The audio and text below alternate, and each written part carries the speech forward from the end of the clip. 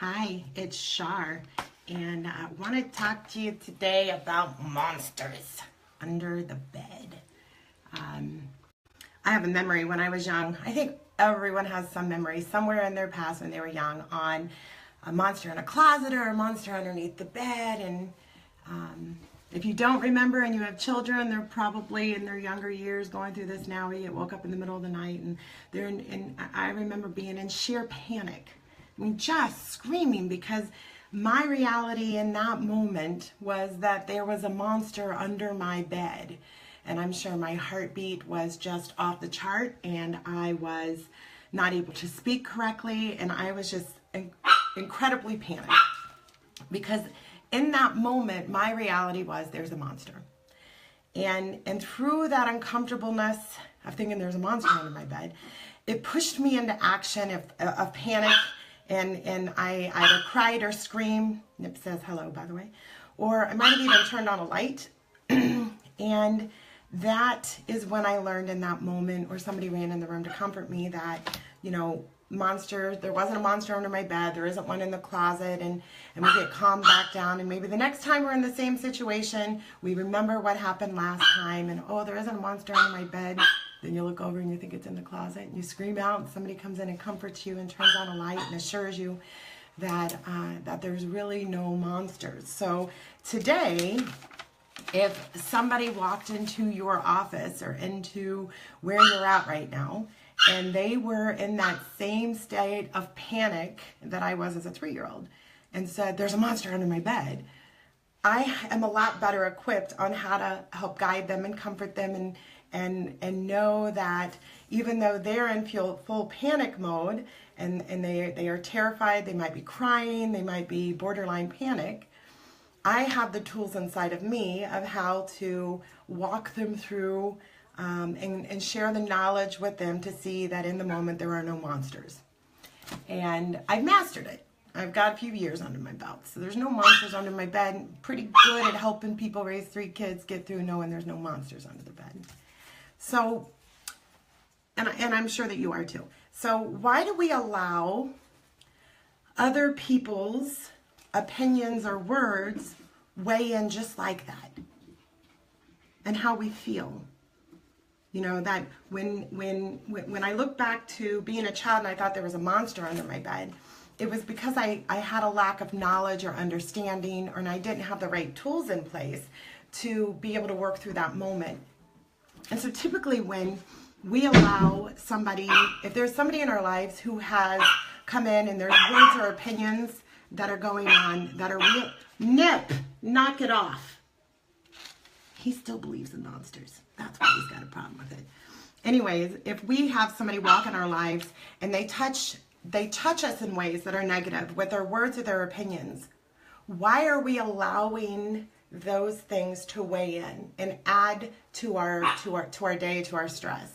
And a lot of the time when things like that happen, it's because they're touching on areas within ourselves that we lack the knowledge or confidence to be able to just stand it. It's like if somebody said to you today, there's monsters under your bed, you have the knowledge and the confidence in place that you know that's not true and how to work through it.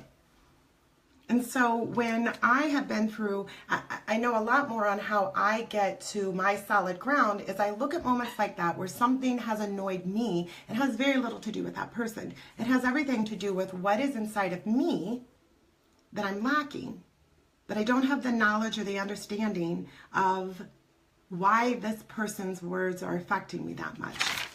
I'll lighten it up a little bit, maybe give it to you in a way that you'll understand, is that, you know, if somebody came up to you today and said 2 + 2 is 5, you and I both know it's 4. And we could sit there and we can argue with them, and they're standing their ground and they're saying, nope, it's 5. And you're like, no, it's 4. But eventually, just because you know that you're right, you're not going to waste your time and your energy on that, because what they think is what they think. Inside of you, you know 2 + 2 is 4. You're going to go on with your day and you're not going to let it weigh in. We need to do the same stuff with what people are telling us and not let their thoughts become ours. Because once you allow what somebody is saying to you, because what people are projecting out of them, it's kind of neat because I listened to a podcast the other day talking about how, you know, if I squeezed an orange, what comes out of the orange is orange juice.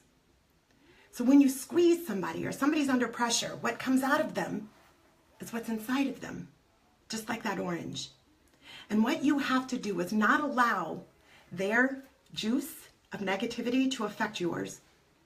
And if you're seeing that it is, or maybe when you're alone with yourself and those thoughts or those words are still playing through your head, that is a sign to you, that's like a big road sign to you, that there's some work that you need to do in that area. Because our inner voice, our inner conversations with ourselves are very important because you're always listening.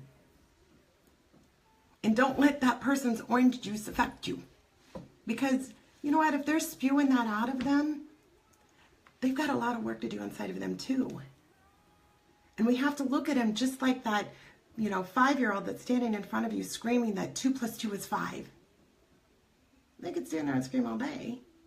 And they're going to if you allow them and you buy into them, or if you just say, okay, whatever, and you don't let it bother you anymore, because you know the best person to argue with a 5-year-old is a 5-year-old. I'm not a 5-year-old. So you guys, I had posted last night a picture of me standing in front of my mirror. And our self-talk is very important because those are the seeds for your future and your subconscious mind. And I have dry erase markers all over the place. I write messages to myself, always good, because there's always a balancing act that comes, that is needed in life. And I am going to be giving dry erase markers away. I'm going to tote around with them. I'm going to go buy like 100 of them. And I would love to see, if you've already been doing it or if you already do it, take a picture in front of your mirror. Share it with us. Let me see what you see when you look in your mirror. And if you're working on something or if you're wanting to attain something, the best way to get going is to start. And when you plant these seeds in your subconscious on where you want to be, you know, everything in the world started with a thought. And so you've got to start it somewhere. So I'm going to spend a little fun on this too. If you guys want a marker when I'm out, come up and ask me for it. But you got to say, mirror, mirror on the wall, who's the fairest of them all? Or smartest or bravest or whatever your word is. I don't really care, and I'll give you a marker. Because I love to spread the positivity of undoing all the negativity that's in the world, because it all starts with you. Nobody's going to step into the world and have a magic wand that makes negativity go away. It starts because you've chosen to start that, and then it's contagious and other people will follow. And so if you're seeing a lot of negativity out there in the world, you need to stop that, stop buying into it, just like a little one saying 2 + 3 is 4, and it's not. Stop, turn it off. Surround yourself with positivity. Start telling that inner self positive thoughts, and write yourself some messages. Do it on your car, do it on your windows. If you have an office that's got a lot of windows, write a lot of great messages to you and take a picture and share it. You guys, remember, I share this because we are all so powerful right here today as you are. You don't have to be anything more than who you are right now, and we're all connected. Know that I love you. I need you guys to go love somebody today too. Talk to you later. Bye.